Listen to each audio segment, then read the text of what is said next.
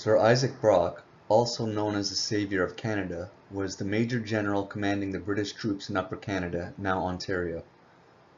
Brock arrived in the Canadas in 1802 and spent the next 10 years preparing for the forthcoming American invasion. Brock's ability to lead in the battlefield and his ability to coordinate the Loyalists, the Indians, and his troops from home were greatly responsible for the successful defense of Upper Canada and the existence of present-day Canada. I grew up in Toronto and wrestled in high school. Toronto had two universities but no wrestling program in either. The University of Guelph and Brock University both had excellent wrestling programs and were both about an hour from home and about an hour away from each other. I chose to attend Guelph, but many of my friends attended Brock University, and we traveled to St. Catharines often to train with the Brock team. I remember driving past Brockville many times while traveling between Toronto and Montreal. I made more than one wrong turn because there was an exit off our main highway, the 401, for Brock Road, and very close by, Brock Street. I didn't take the time to learn about the man at the time, but there were many hints that he was kind of a big deal. After researching multiple candidates, I found the stories about him very inspirational, and he was someone that I wanted to learn more about. Young Isaac Brock was raised in a large family in Guernsey, the second largest island in the English Channel after Jersey. It's geographically close to the shores of Normandy. The Channel Islands are unique in that they are owned by the British monarch, but most of their inhabitants are French descendants from Normandy. Isaac's father, John Brock, was thought to be descendant of the knight Sir Hugh Brock. John had been a midshipman in the Royal Navy before his return to Guernsey, where he married Elizabeth de Lauzelle. Isaac, similar to Napoleon, was born in 1769. He had 6 older siblings. By 1775, he also had 3 younger siblings. In 1776, Isaac's father passed away. Fortunately, Elizabeth's family was of Guernsey's aristocracy. Isaac's first school was Queen Elizabeth College, but when he was 10, his family transferred him to a school in Southampton, England, where he garnered a reputation as an excellent boxer and swimmer. Young Brock was rumored to have often swam the half-mile along the seawall to Castle Cornet and back. In Brock's time, officer ranks in the military were purchased, and in 1775 the Brocks purchased a lieutenant's commission for Isaac's older brother John Jr. in the 8th Regiment of Foot, which was on duty at the Canadian border. In 1776, another of Isaac's older brothers, Ferdinand, was commissioned to ensign in the 60th Regiment. He sailed to North America as well. Ferdinand fell in the Battle of Baton Rouge, September 23, 1779. He was 19 years old. Isaac still wanted to follow in the footsteps of his older brothers when his time came. The year is 1799, and although Brock now held a high rank, he had no actual battlefield experience. That would soon change when the 49th Foot, along with Russian allies, were sent to Holland to assist the Dutch to fight off the French in the Battle of Alkmaar. On October 2nd, Brock lost 33 men of the 49th in battle, and he himself was wounded by a spent ball that had lost momentum by the time it had hit him. Isaac wrote to his brother John, "I got knocked down shortly after the enemy began to retreat, but never quitted the field, and returned to my duty in less than half an hour." In 1801, the 49th were distributed on many ships during the Battle of Copenhagen against Denmark. Vice Admiral Horatio Nelson led the British to victory, but it was a bloody battle. The 49th had 13 killed and 41 wounded. During the battle, Nelson's superior, Admiral Sir Hyde Parker, hoisted a signal flag instructing all ships to retreat, but legend has it that Nelson held his telescope to his blind eye, exclaiming, "I see no flag." At 14, Isaac took a year to study French in Rotterdam, Holland, and at 15 he received his first commission as an officer. His brother John had been promoted to captain, leaving a vacancy in the 8th Regiment. The Brocks purchased an ensign's commission for Isaac for £400. Ensign Isaac Brock joined the 8th under Lieutenant Colonel Arent Schuler de Pesteur in 1785, and in 1790 he sold his ensign's commission for £400 and purchased a lieutenancy for £550. Brock quickly became a captain with his youngest brother Irving, now 16, serving under him as an ensign. In 1791, Irving resigned and became an apprentice to Isaac's older brother William, who was a partner in a bank. William was doing well and was able to finance the rest of Isaac's promotions. In June of 1791, Isaac transferred from the 8th to a captaincy of the 49th Regiment of Foot for £950. He was only 21. The 49th was stationed in Barbados. Some of his experiences there were preserved by his biographer and nephew, Ferdinand Brock Tupper. One experience that defined Brock's character was being challenged to a duel by a professional duelist and a crack shot. The courageous Brock accepted the challenge on one condition. Brock, being a large man and an easy target, insisted that instead of the usual 12 paces they fire across a handkerchief, in other words at point-blank range. His challenger backed down and was dishonored. This would not be the last time that Brock bluffed his opponent. Brock's time in the Caribbean was not easy. Many British men fell victim to yellow fever and malaria. Brock himself had to return home to Guernsey in 1793 due to illness. After his recovery, Brock befriended Reverend Alexander MacDonnell, a Roman Catholic priest and the chaplain of the 1st Glengarry Fencible Corps. In 1795, Brock purchased a major's commission for £2,000, £500 more than the £1,500 he'd received for the sale of his captaincy. William once again covered the difference. Later, in 1795, Isaac's mother Elizabeth passed away. Isaac's sister, also named Elizabeth, moved into the family home with her husband and children. One of her sons, Ferdinand Brock Tupper, would later become the author of the most important work on Isaac's life. In October 1777, William, doing well in his banking business, backed Isaac for yet another promotion, this time to junior lieutenant colonel, costing £1,500 additional pounds. William also paid for extra servants, a good horse, and a headquarters. Brock was second in command of the 49th only to Senior Lieutenant Colonel Frederick Keppel, who resigned in 1798, making Brock the senior lieutenant of the 49th. That year, his younger brother Savory joined him as a regimental paymaster. Isaac's second in command was Junior Lieutenant Colonel Roger Hale Schaff. In June of 1802, the 49th departs for Quebec, arriving in August. The winter of 1802 to 1803 is spent in Montreal. Brock's older brother, John, dies in a duel at the age of 43. In the spring, Brock and the 49th set sail for York. In 1805, Brock goes to London to persuade the government for reinforcements. While there, he's promoted to full colonel on October 30th, 1805. Brock, upon hearing of American restlessness, cuts his leave short and sets sail back to the Canadas in June 1806, arriving in Quebec in late August. Upon his arrival, Brock is in charge of all the troops in the Canadas, because General Peter Hunter had recently passed away. In 1806, the modern-day province of Quebec was a British colony called Lower Canada, and modern-day Ontario was a British colony called Upper Canada. Collectively, they were called the Canadas. With full command of the troops, Brock wasted no time in preparing a defense for the Canadas. Brock's nephew, Ferdinand, discovered and published his correspondence. Brock wrote to Secretary of State Windham requesting the building of a military hospital in Quebec. Brock also wrote Windham about a list of 41 boats to be maintained. Brock had walls and gun batteries built. He began raising a militia and kept up good relations with the First Nation people, knowing that their warriors may be needed. Brock also held the position of Deputy Quartermaster General at the time, and he used that position to reform the provincial marine, which at the time was only used to transport people and supplies. Dockyards at Point Frederick, Kingston, and Amherstburg began the construction of a new fleet.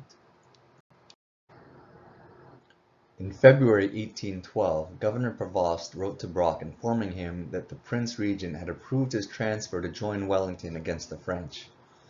Brock turned down the position that he had once longed for because he knew that Upper Canada needed his leadership. He asked Prevost's permission to remain in his present command. On February 27, 1812, Brock arranges for runners to bring a secret message to the person known among the tribes as the Red-Haired Man, a Scotch fur trader named Robert Dixon. Dixon knew Fort Mackinac well and was friends with the local Indians, the Sioux, Ojibwe, Ottawa, Menominee, and Winnebago. Brock later wrote a letter to Captain Charles Roberts ordering him to take Fort Mackinac when war was declared. Fort Mackinac was defended by a lone 9-pounder gun on the southeast side. Nearby was a hill leading to the high ground that was undefended. On the morning of July 17, 1812, Dixon and Roberts landed with their forces on the northeast side of the island. Some of Roberts' men hauled a 6-pounder to the top of the hill overlooking the fort. The combined threat of being bombarded from above by the 6-pounder and being slaughtered by the natives was enough to convince the American commander Porter Hanks to surrender. Roberts granted the American regulars the honors of war. They were allowed to leave for Detroit on parole, meaning they were sworn to never again take up arms against Great Britain. The American general William Hull had captured and occupied the nearby town of Sandwich in July. Hull, fearing a violent recapture, retreated back across the river to the safety of Detroit. The two armies now faced each other across the Detroit River. Brock gathered his force of 1,300 men, some regulars, some militia, and Indians led by the great Shawnee chief Tecumseh, and prepared his attack. When the Indian chief met Brock, he proclaimed, "This is a man," while the British commander called Tecumseh the Wellington of the Indians. The two exchanged sashes as a sign of mutual respect. The time had come to move on Detroit. Although greatly outnumbered 2-1, Brock would once again run a big bluff. The commander made their army look stronger than it actually was, knowing from Hull's intercepted letters that Hull and most of the Americans were terrified of the Indians. Brock had the Indians circle past the same clearing multiple times, making loud war cries to make it seem like their numbers were greater. The second strategy Brock employed was having his militia wear the outfit of his regulars, making it seem that he had a large force of crack regulars. Brock allowed Hull to intercept a fake letter suggesting that he had a force of 5,000 Indians on his side. On August 15, 1812, Brock had his two aides-de-camp, John Glenn and John Macdonell, deliver a letter to Hull. It read, "His Excellency Brigadier General Hull, commanding at Fort Detroit. The force at my disposal authorizes me to require of you the immediate surrender of Fort Detroit. It is far from my intention to join a war of extermination, but you must be aware that the numerous body of Indians who have attached themselves to my troops will be well beyond my control the moment the contest commences. I have the honor to be, sir, your most obedient servant, Major General Sir Isaac Brock." At first Hull refused the surrender, but the seeds were planted. Oak trees concealing a new gun battery were cut down, and during the night 600 natives crossed the Detroit River led by Tecumseh. The following morning Brock and his men crossed by boat, and the guns began firing. Brock led the charge, riding his horse Alfred. Colonel Robert Nicholl said to Brock, "If we lose you, we lose all. Let me pray you allow the troops to pass on, led by their own officers." "Master Nicholl," Brock replied, "I duly appreciate the advice you give me, but I feel that in addition to their sense of loyalty and duty, many here follow me from a feeling of personal regard, and I will never ask them to go where I do not lead them." Brock and his men rested a mile away from Hull's southern gate. The new gun battery was still firing on the fort. A cannonball cut the American Porter Hanks in half, and another blast killed two more. Seeing this and fearing what the Indians would do to his family who was with him was enough for Hull to send out the white flag of surrender. The paperwork gets signed, 1,600 American militia are sent home on parole, and 583 regulars are taken to Quebec as prisoners. The American brig the Adams is renamed the Detroit and added to the Provincial Marine. August 22nd, 1812. Brock arrives in Niagara ready to make a preemptive strike against the American Van Rensselaer in Lewiston. To his dismay, Governor Prevost had arranged a temporary truce with the Americans. Brock detested this as he knew that the Americans were buying time to properly prepare their next attack. Brock had lost the attacker's advantage of concentrating his forces and had to spread his defenses thinly across multiple attack routes. Van Rensselaer commanded an army of about 6,000, regulars, volunteers, and militia. His plan was to cross the Niagara River and take Queenston Heights, while Brigadier General Alexander Smith led his force of 1,700 regulars across the river into Fort Niagara to attack from the rear. But Smith ignored his orders and left Van Rensselaer to attack Lewiston alone. Brock had been staying at Fort George on the morning of October 13th. He was awakened at 3 in the morning by the sound of distant gunfire. The noise was coming from Queenston, 5 miles to the south. He ordered General Sheaffe to gather a large force and meet him in Queenston. He mounted his trusty steed Alfred, and with Glegg, Macdonell, some reinforcements, and some Iroquois warriors, he headed south. Brock galloped past the York Volunteers at Brown's Point. They were marching for Queenston. This is most likely where he uttered the legendary words, "Press on, brave York Volunteers." Niagara's main defense was an 18-pounder mounted on a redan partway up the Niagara escarpment. Brock galloped into Queenston, up the hill to the redan, where he could see the American force, and knew now that he was facing Van Rensselaer's main attacking force. He sent orders for troops from Fort Erie and Chippewa to join him. The American captain, John E. Wool, had managed to lead about 50 men along a steep trail to the heights above the redan.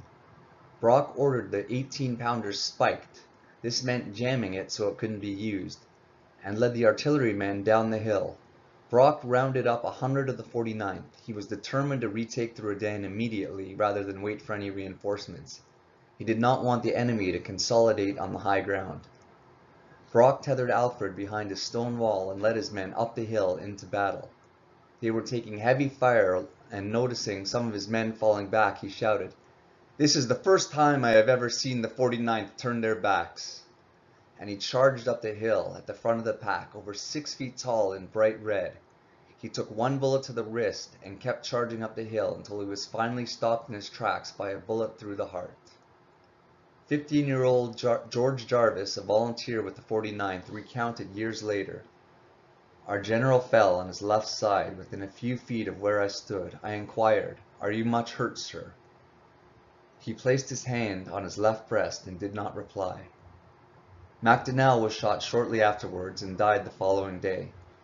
The British fell back a mile away carrying the bodies of their 2 leaders. The next day, British reinforcements, 300 Mohawk Indians, and General Sheaffe arrived. Sheaffe planned out a flanking route to the heights, avoiding the American artillery, and the Americans were eventually overwhelmed and forced to surrender.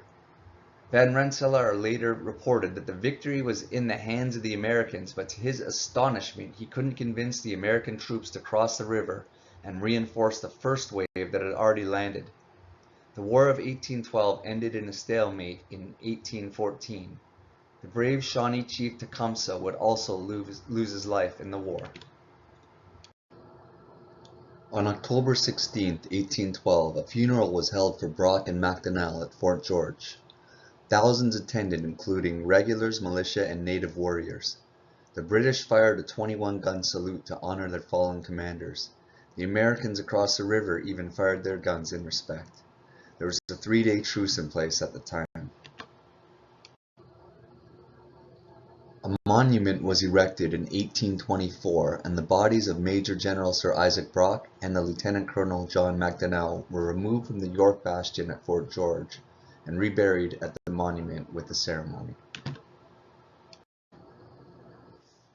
Canadian teacher and writer James L. Hughes wrote a poem about Brock. I'll finish with the first stanza. Upon the heights at Queenston, one dark October day, invading foes were marshalled in battle's dread array. Brave Brock looked up the rugged steep and planned a bold attack.